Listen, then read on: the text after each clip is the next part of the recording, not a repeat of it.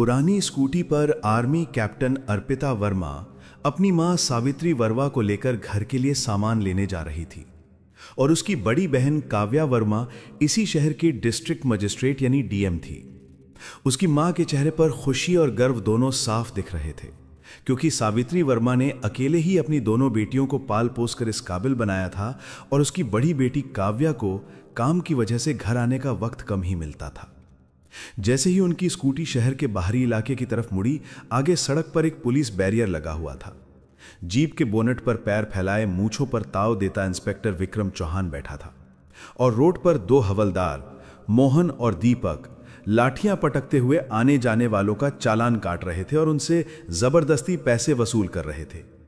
उसी वक्त दूर से अर्पिता वर्मा अपनी पुरानी स्कूटी पर अपनी मां सावित्री वर्मा को लेकर आ रही थी। जैसे ही उन्होंने बैरियर पार करने की कोशिश की, इंस्पेक्टर विक्रम चौहान ने हाथ उठाकर गरजते हुए जीप के बोनेट से उतरा और कहा, ए लड़की, स्कूटी साइड में लगा, कहां भाग रही है? बहुत जल्दी है क्या? अर्पिता ने सावित्री से स्कूटी रोकी और उसके चेहरे पर कोई डर नहीं था। बोली, जी साहब, हम घर के लिए जरूरी सामान लेने जा रहे हैं। अगर कागज देखने हैं तो हमारे पास सारे कागज हैं। विक्रम चौहान ने उसकी ओर देखकर ठहाका लगाया। ओहो, बड़ी बहादुर बन रही है। और तेरे पीछे बुढ़िया कौन है? कहां से आ रही है? हवलदार मोहन हंसते हुए बोला, सर, जरूर कोई नाटक कर रही है। चेहरा देखो, बड़ी शरीफ बनने का ड्रामा कर रही है। दूसरे हवलदार दीपक ने और भी भद्दे अंदाज में कहा, सर, इस बुढ़िया और लाड़की का तो शक्ल ही देख लो, चोरी चकारी की मास्टर लग रही है। बुढ़िया, ये शब्द अर्पिता के दिल में चुभ गया। उसकी आंखें लाल हो उठी। उसने गहरी सांस लेकर जवाब दिया, जबान संभल कर बात कीजिए, ये मेरी मां है। हमारे पास सारे कागज मौजूद हैं, आप सिर्फ अपना काम करिए। किसी के बारे में ऐसे शब्द बोलना पुलिस वालों के मुंह से शोभा नहीं देता। इतने में इंस्पेक्टर विक्रम चौहान गुस्से में आग बबूला हो गया और बोला, अबे चुप, तेरी जैसी लड़की हमें बोलना सिखाएगी? हमें कानून मत सिखा, हमें अच्छी तरह पता है कौन शरीफ है और कौन नहीं। निकाल कागज। अर्पिता ने स्कूटी की डिग्गी से लाइसेंस और कागज निकालकर इंस्पेक्टर विक्रम को दिए। विक्रम ने कागजों को बिना देखे हवा में उछाल दिया और गुर्राया, अबे मूर्ख लड़की, हमें उल्लू बना रही है नकली कागज दिखाकर? सोच रही है कि ऐसे ही निकल जाएगी? हमसे चालाकी कर रही है। अर्पिता को गुस्सा आया और बोली, सर, हमारे चालान ही काट लीजिए। इस तरह से हमारे साथ बदतमीजी मत कीजिए। अभी से हमारा समय और दिमाग दोनों खराब किए हुए हैं। इससे अच्छा तो हमारा चालान ही काट लीजिए, हम चालान ही भर देंगे। इतना सुनते ही इंस्पेक्टर विक्रम चौहान आगे बढ़ा और बिना किसी झिझक के एक जोरदार थप्पड़ अर्पिता के चेहरे पर जड़ दिया। उसकी आवाज इतनी तेज थी कि पूरी सड़क पर सन्नाटा छा गया। अर्पिता का सिर झटक गया, आंखों में आंसू तैर गए। एक आर्मी ऑफिसर जिसने सीमा पर दुश्मनों की गोलियों का सामना किया था, आज अपने ही शहर में वर्दी पहने गुंडों के हाथों अपमानित हो रही थी। उसकी मां सावित्री वर्मा चीख पड़ी और आगे बढ़कर बोली, अरे मेरी बच्ची को क्यों मारा तुमने? अरे भगवान से तो डरो। विक्रम ने उन्हें धक्का देते हुए चिल्लाया, चुप बुढ़िया, ज्यादा बोलोगी तो तुझे भी ऐसे थप्पड़ मिल जाएगा। हवलदार मोहन और दीपक दोनों शैतानी हंसी हंसते हुए बोले, हाँ, बड़ी तेज बन रही थी, देखो, सारी तेजी निकल गई। अब अर्पिता का खून खौल उठा। उसका हाथ थप्पड़ का जवाब देने के लिए उठा, पर फिर वहीं रुक गया। वो जानती थी कि अगर उसने इन गुंडों पर हाथ उठाया तो मामला और बिगड़ जाएगा। उसकी आंखें अंगारों जैसी जल रही थीं, पर होंठ बंद थे। इंस्पेक्टर विक्रम चिल्लाते हुए बोला, इन दोनों को गाड़ी के अंदर ठूसो और ले चलो थाने, वहां हम बताएंगे कि पुलिस की पावर क्या होती है। गुंडों की तरह तीनों पुलिसकर्मियों ने धक्के देकर जीप में ठूसने लगे। सड़क पर तमाशा देखने वालों की भीड़ जमा हो गई थी। कुछ लोग मोबाइल निकालकर वीडियो बना रहे थे, पर किसी की हिम्मत नहीं हुई कि आगे बढ़कर बोल सके। इसी भीड़ में एक नौजवान लड़का चुपचाप पूरी घटना रिकॉर्ड कर रहा था। उसे अंदाजा भी नहीं था कि उसका यह वीडियो आने वाले वक्त में पुलिस की गुंडागर्दी के खिलाफ तूफान खड़ा करने वाला है। जीप में अर्पिता अपनी मां को सीने से लगाए बैठी थी। सावित्री रो रही थीं और बेटी के चेहरे पर पड़े थप्पड़ के निशान देखकर सिसक रही थीं। अर्पिता की आंखें आसमान की तरफ टिक गईं। चेहरे पर खामोशी थी, लेकिन दिल में एक आग जल चुकी थी। वो जानती थी यह अपमान चुपचाप नहीं सहने वाली। थाने पहुंचते ही विक्रम चौहान मूंछों पर ताव देता हुआ गरजा, अबे हवालत में ठूस दिन दोनों को, सुबह तक सारी अकड़ निकाल देंगे, फिर देखेंगे इनकी औकात। हवलदार मोहन और दीपक ने धक्के मारकर मां बेटी को एक बदबूदार कोठरी में बंद कर दिया। दरवाजा बंद होते ही कोठरी की दीवारों में उनकी सिसकियों की गूंज गूंजने लगी। लेकिन इन पुलिस वालों को इस बात का पता नहीं था कि बाहर एक ऐसा तूफान था जिसकी कान में थोड़ी सी भी भनक लग गई तो उसके चपेट में थाने समेत इनकी पूरी जिंदगी को तबाह कर देने वाली थी। उनकी मां सावित्री वर्मा ने रोते हुए कहा, बिटिया, ये लोग हमें कहां बंद कर दिए, अब क्या होगा? अर्पिता ने अपनी मां को गले से लगा लिया। उसकी अपनी आंखों में भी आंसू थे, लेकिन आवाज में फौलादी मजबूती थी। मां, तुम चिंता मत करो, मैं हूं ना, बस थोड़ी देर की बात है, सब ठीक हो जाएगा। थाने में एक चाय वाला लड़का जो अक्सर डीएम काव्या वर्मा के ऑफिस भी चाय देने जाता था, उसने अर्पिता को पहचान लिया। वो कांप गया। अरे, ये तो वो आर्मी वाली मैडम है, डीएम साहिबा की छोटी बहन। लेकिन इंस्पेक्टर के खौफ से वो कुछ बोल नहीं पाया और चुपचाप वहां से खिसक गया। थोड़ी देर बाद एक सब इंस्पेक्टर शराब के नशे में धुत होकर हवालात के पास आया। हाथ में बोतल लहराते हुए बोला, बे कौन हो तुम दोनों? बड़ी वीपी बनी फिरती हो, बताते क्यों नहीं अपना असली नाम? अर्पिता ने उसकी तरफ नफरत से देखा पर कुछ बोली नहीं।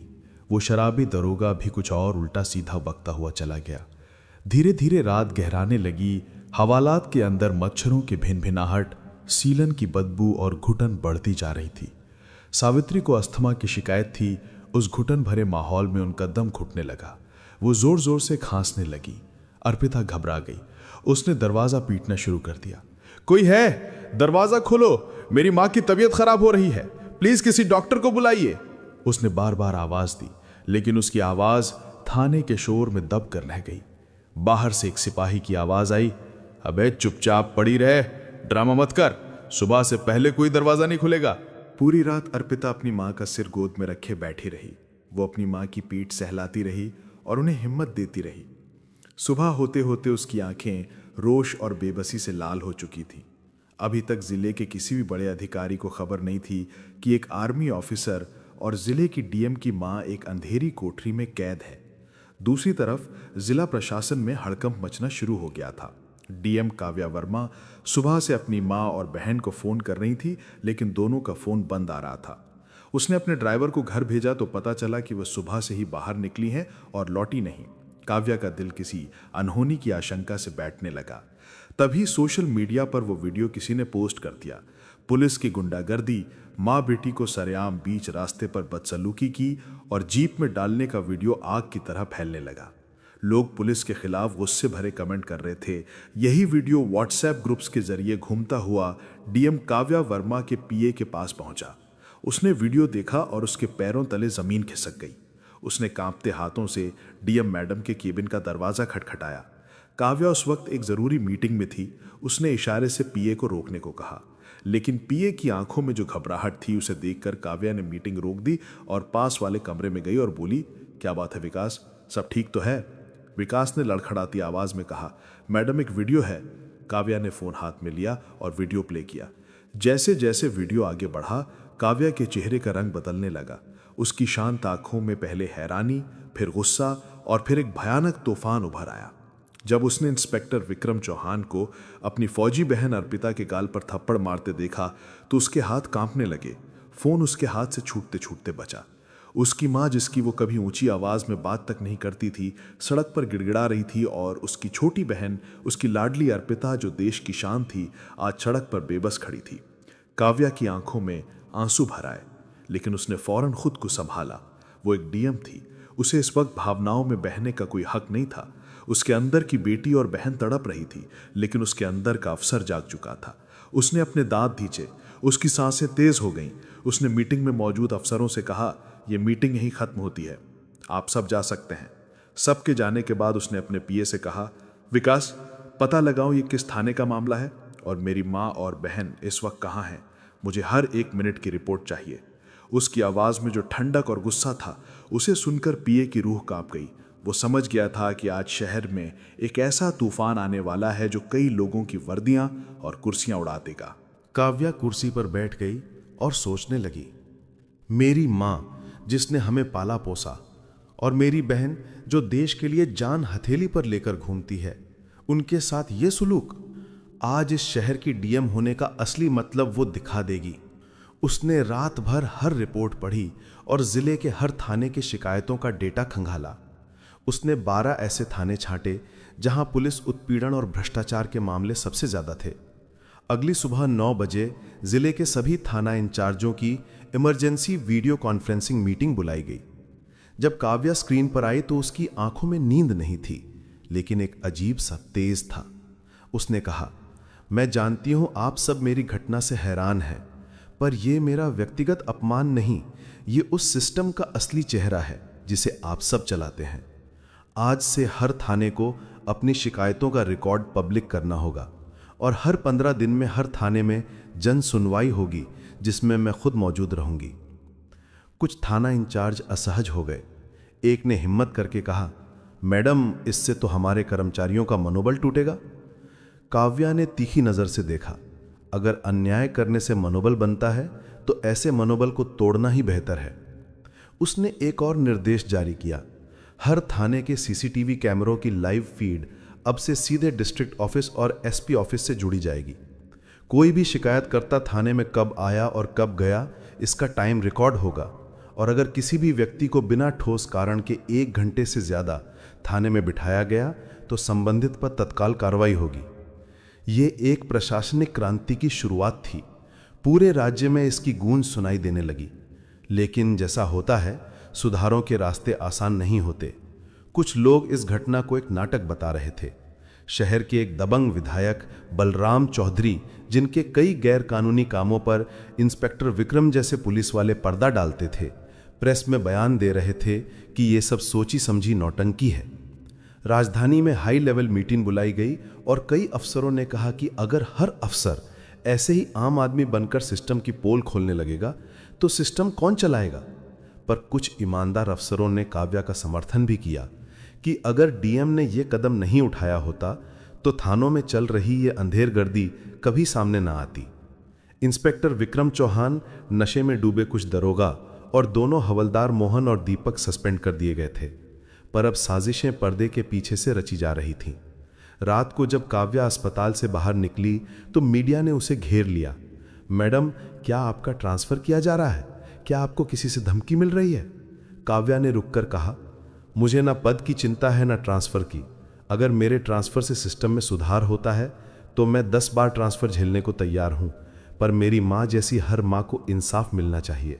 उस रात काव्या अपने सरकारी बंगले पर नहीं गई। वो सीधे डिस्ट्रिक्ट कंट्रोल रूम पहुंच गई। वहां उसने अपनी आईटी टीम को बुलाया और कहा, मुझे जिले के हर थाने के पिछले 6 महीने की शिकायतों की पूरी रिपोर्ट चाहिए। कितनी एफआईआर दर्ज नहीं हुई, कितने मामलों में शिकायत करने वाले को ही डराया धमकाया गया। पूरी टीम काम पर लग गई। सैकड़ों फाइलें और कंप्यूटर डाटा खंगाले गए। काव्या ने रात भर खुद बैठकर एक एक रिपोर्ट पढ़ी। सुबह तक उसकी आंखों के सामने एक खौफनाक तस्वीर थी। इन्हीं दिनों राजधानी से एक आदेश आया, डीएम काव्या वर्मा को तत्काल प्रभाव से स्थानांतरित किया जाता है। यह खबर जैसे ही बाहर आई, जिले में हंगामा मच गया। लोग सड़कों पर उतर आए। व्यापारी, शिक्षक, छात्र, किसान, हर कोई काव्या के समर्थन में खड़ा हो गया। ट्रांसफर नहीं, सम्मान दो के नारे गूंजने लगे। सोशल मीडिया पर हैशटैग इंसाफ की आवाज ट्रेंड करने लगा। इसी बीच अस्पताल से खबर आई कि सावित्री वर्मा की तबीयत में सुधार है और उन्हें होश आ गया है। काव्या और अर्पिता तुरंत मां के पास पहुंची। सावित्री ने कमजोर आवाज में कहा, बिटिया, मुझे तो लगा था तुम लोग डर जाओगे, पर तुम इन सब से लड़ गई। काव्या ने मां का हाथ थाम लिया। मां ने कहा, यह लड़ाई सिर्फ हमारी नहीं है, यह देश की हर मां और बेटी की है। अब सवाल यह था कि जनता का यह समर्थन सरकार के इस फैसले को बदल पाएगा या काव्या को इस जंग की कीमत अपना पद खो कर चुकानी पड़ेगी। सुबह 8 बजे अस्पताल के कमरे में सावित्री अब पहले से बेहतर महसूस कर रही थी। उनके सामने टेबल पर रखे अखबारों के सुर्खियां उनकी बेटियों की ही कहानी थी। लेकिन काव्या के हाथ में जो कागज था वो किसी अखबार की कटिंग नहीं बल्कि उसका ट्रांसफर ऑर्डर था। श्रीमान जिलाधिकारी को तत्काल प्रभाव से स्थानांतरित किया जाता है। नीचे मुख्यमंत्री कार्यालय की मोहर थी। काव्या ने उस कागज को देखा। उसके चेहरे पर ना उदासी थी ना गुस्सा। वो जानती थी कि सत्ता को आईना दिखाने की एक कीमत होती है। तभी उसका फोन बजा। मुख्यमंत्री के सचिवालय से कॉल। मैडम, आपको राजधानी बुलाया गया है, मुख्यमंत्री आपसे खुद बात करना चाहते हैं। काव्या ने सहजता से जवाब दिया, अब मैं अस्पताल से सीधा निकल रही हूं, दोपहर तक पहुंच जाऊंगी। सावित्री ने बेटी का हाथ पकड़कर कहा, बेटा, तुमने जो किया है उस पर मुझे गर्व है। तेरी चुप्पी ने इन बहरों को आवाज सुनाई है। चाहे तू कहीं भी रहे, बस न्याय के लिए ऐसे ही खड़ी रहना। काव्या ने मां के पैर छुए और राजधानी के लिए निकल पड़ी। रास्ते भर उसकी आंखों के सामने वही मंजर घूम रहा था, हवलदार का उठता हुआ हाथ, मां की चीख और हवालात का अंधेरा। राजधानी पहुंचना था। मुख्यमंत्री सचिवालय में बैठक हुई। मुख्यमंत्री ने कहा, आपने जो किया वो असाधारण है, पर आपके कदम ने 2 चुनौतियां खड़ी कर दी हैं। जनता का विश्वास बढ़ा है, पर पुलिस फोर्स में खलबली है। मैं चाहूंगा आप एक बार पब्लिक में यह कह दें कि आपका मकसद किसी को नीचा दिखाना नहीं, बल्कि सिस्टम में सुधार लाना था। काव्या ने शांत स्वर में कहा, सर, मैं ये बात पहले भी कह चुकी हूं। मेरा कदम किसी को शर्मिंदा करने के लिए नहीं, बल्कि सच्चाई को सामने लाने के लिए था। अगर आप चाहें तो मैं फिर से जनता को संबोधित करने के लिए तैयार हूं। आज शाम को शहर के सबसे बड़े सभागार में हजारों की भीड़ थी। मीडिया, मंत्री, अफसर और आम जनता, हर कोई मौजूद था। मंच पर काव्या अकेली खड़ी थी। उसने माइक उठाया और बोला, मैं कोई हीरो नहीं हूं, मैं बस एक अफसर हूं जो खुद से एक सवाल करती है, क्या मैं वही कर रही हूं जिसकी उम्मीद संविधान ने मुझसे की है? मैं मानती हूं कि पुलिस समाज की रीढ़ है, पर जब रीढ़ में ही भ्रष्टाचार, अहंकार और हिंसा लग जाए तो पूरा समाज अपाहिज हो जाता है। मेरा मकसद किसी को बदनाम करना नहीं, बल्कि सुधार लाना था। आज मैं आप सबसे वादा करती हूं, चाहे मुझे देश के किसी भी कोने में भेज दिया जाए, मेरी लड़ाई हमेशा न्याय के लिए होगी। मैं पद के लिए नहीं, अपने उसूलों के लिए खड़ी हूं। तालियों की गड़गड़ाहट से पूरा हॉल गूंज उठा। मंच से उतरने के बाद मुख्यमंत्री खुद आए और घोषणा की कि हम डीएम काव्या वर्मा का ट्रांसफर रद्द करते हैं और साथ ही पूरे राज्य में मानव सम्मान अभियान की शुरुआत करते हैं, जिसके तहत हर थाने में मानवीय व्यवहार अनिवार्य होगा और इस अभियान की प्रमुख होंगी स्वयं काव्या। भीड़ में से कोई नौजवान चिल्ला उठा, अब सिस्टम बदलेगा। उस रात जब काव्या और अर्पिता अपनी मां के पास अस्पताल लौटी तो सावित्री की आंखों में गर्व के आंसू थे। उन्होंने अपनी दोनों बेटियों का हाथ थाम कर कहा, एक देश की रक्षा करती है और दूसरी जिले को संभालती है, और जब दोनों साथ खड़ी हो जाती हैं तो अन्याय की कोई औकात नहीं रहती। अगले दिन से काव्या ने अपने मिशन की शुरुआत कर दी। वो बिना किसी तामझाम के थानों का दौरा करने लगी और 1 महीने के भीतर जिले की तस्वीर बदलने लगी। थानों में अब डर नहीं, बल्कि सम्मान का माहौल बनता गया। सिपाही लोगों से मुस्कुराकर बात करने लगे और सावित्री वर्मा, जो कभी एक हवालात में बेहोश पड़ी थीं, आज गर्व से सबको बताती थीं कि उनकी बेटियां सिर्फ अफसर नहीं, बल्कि इंसाफ की मशाल हैं जो अंधेरे को चीरना जानती हैं। कहानी यही खत्म नहीं होती, ये एक मजबूत सीख के साथ खत्म होती है। अगर आप सच्चाई के रास्ते पर अकेले भी खड़े हैं तो आपकी एक चिंगारी पूरी व्यवस्था में लगी आग को बुझाने की ताकत रखती है। जीत हमेशा सच की होती है। नोट: ये कहानी केवल मनोरंजन और शिक्षा के उद्देश्य से बनाई गई है। इसमें दिखाए गए सभी पात्र, घटनाएं और संवाद काल्पनिक हैं। किसी भी वास्तविक व्यक्ति, संस्था या घटना से इनका कोई संबंध नहीं है। कृपया इसे केवल कहानी के रूप में देखें।